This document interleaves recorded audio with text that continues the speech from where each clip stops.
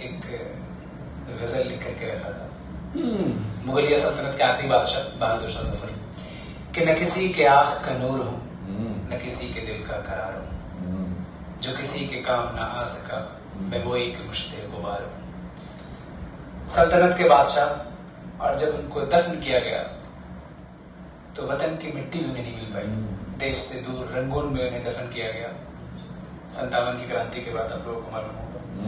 तो उसी नज्म का अगला शेर है कि है कितना बदनसीब जफर दफन के लिए, है कितना बदनसीब जफर दफन के लिए, 2 गज जमीन ही न मिली कुएं यार में।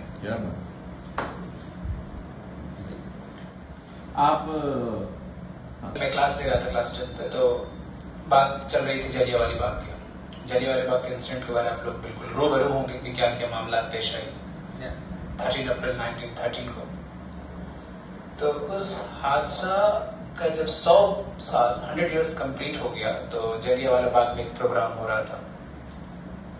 उस प्रोग्राम को डॉक्टर कुमार विश्वास होस्ट कर रहे थे। 100 साल यानी 2019 में वो प्रोग्राम हो रहा था। मैं उस प्रोग्राम को लाइव देख रहा था। तो डॉक्टर कुमार विश्वास बताएं कि बहादुर शाह जफर को जब कैद कर दिया गया रंगून में तो अंग्रेज एक शेर उन पे लिखा, तंज कसते हुए, तंज कसते हुए। अंग्रेजों में एक खूबी थी कि वो जहां भी जाते थे वहां का लैंग्वेज सीखते थे। तो अंग्रेज कहा कि दमदमे में दम नहीं। क्या बात है? दमदमा वो प्लेस है जहां पे मुगल्स अपने वेपन्स को रखते थे कि दमदमे में दम नहीं, अब खैर मांगो जान की, ए जफर ठंडी हुई शमशीर हिंदुस्तान की।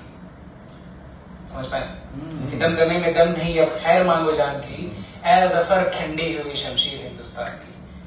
5 साल के बाद 1962 में बहादुर शाह जफर की डेथ हो जाती है और रंगून में उन्हें दफना दिया जाता है। मगर अपनी किताब पे इस शेर का वो जवाब लिख करके गए कि गाजियों में बू रहेगी जब तलक ईमान की, गाजियों में बू रहेगी जब तलक ईमान की, तख्त लंदन तक चलेगी शमशीर हिंदुस्तान की।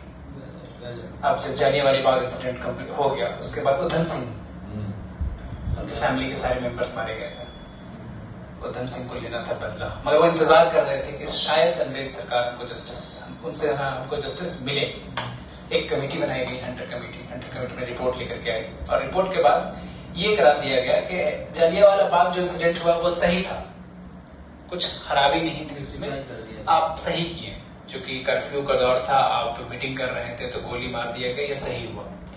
और ये जो फैसला किया उस अंग्रेज मजिस्ट्रेट का नाम भी डायर ही था।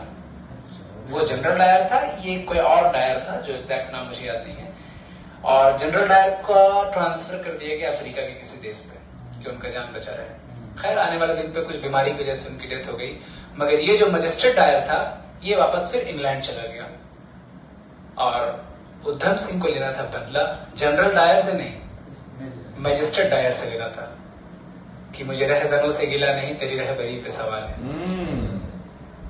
तो उधम सिंह पूरे तैयारी के साथ इंतजार किए और 1940 में वो इंग्लैंड गए। शायद उससे पहले भी कई बार गए होंगे, उनको मौका नहीं मिला होगा। 1940 में वो इंग्लैंड गए और सीनेट हॉल में ब्रिटिश गवर्नमेंट के ऑफिशियल्स, पुलिस, सारे लोग, और वहीं पे डायर बैठा हुआ था और उधम सिंह अपने डायरी पे सारे पन्नों को एक पिस्टल की तरह कट कर दिए थे। उसके अंदर अपने एक पिस्टल रख लिए, डायरी को लॉक की और सीनेट हॉल पे गए और सबके सामने गोली मारे उधम सिंह डायर को। तो बहादुर शाह जफर का वो शेर याद आता है कि गाजियों में बू रहेगी जब तलक ईमान की, तख्त लंदन तक चलेगी शमशीर हिंदुस्तान।